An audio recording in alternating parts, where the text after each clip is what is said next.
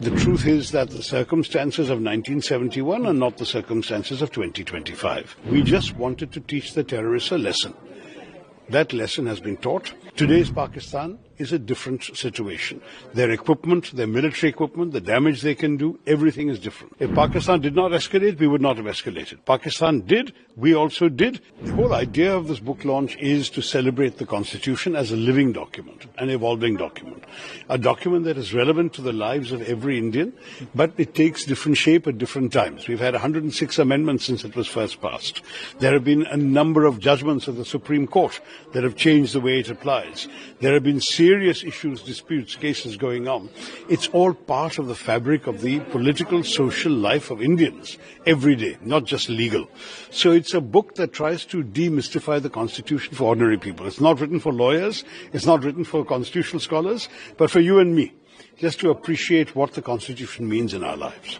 Sir, a big development happened between India and Pak. Sir, what's your take on it? Because now on all social media, Indira Gandhi is trending, and Congress party is saying that Indira is iron lady. You see, the fact is that, to my mind, we had reached a stage where the escalation was needlessly getting out of control. Peace is necessary for us. The truth is that the circumstances of 1971 are not the circumstances of 2025. There are differences. As far as I'm concerned, I believe that the people of India deserve peace. We have suffered a lot. We have lost a lot of casualties. Ask the people of Poonch how many have died since this war began and the shelling from the Pakistanis. I'm not saying that we should always stop wars. When there are reasons to continue them, we should continue. But this was not a war we intended to continue. We just wanted to teach the terrorists a lesson. That lesson has been taught. I'm sure the government will continue trying to identify and track the specific individuals who did the horrors of Pahalgam. But as far as this particular conflict with Pakistan was concerned, there was no reason to risk the loss of more lives and limbs and fortunes. We need to focus on the well-being and prosperity of Indian people, of growth, development, progress.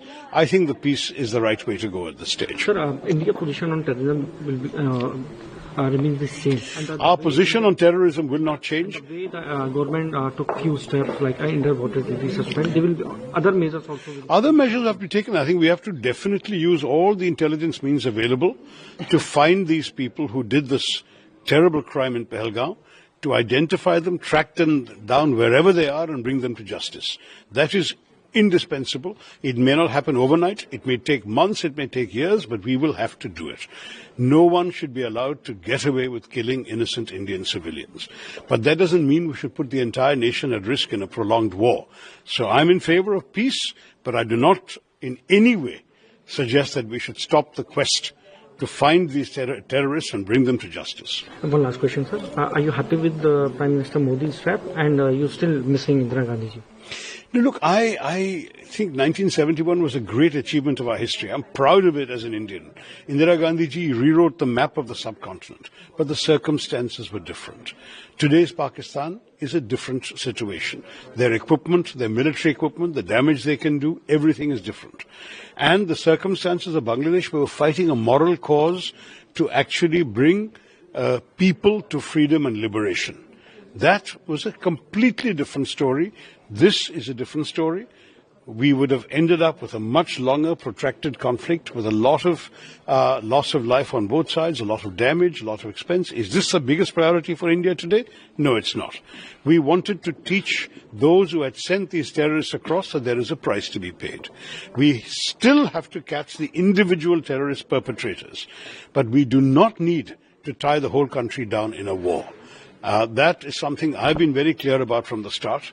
India did not, I believe, at any stage see the action of the 7th as the beginning or the opening salvo of a long protracted conflict. For us, it was one-off. We'll do it.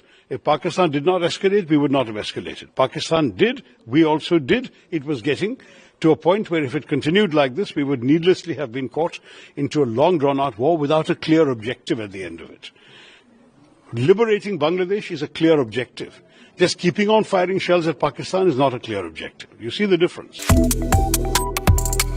Subscribe to One India and never miss an update.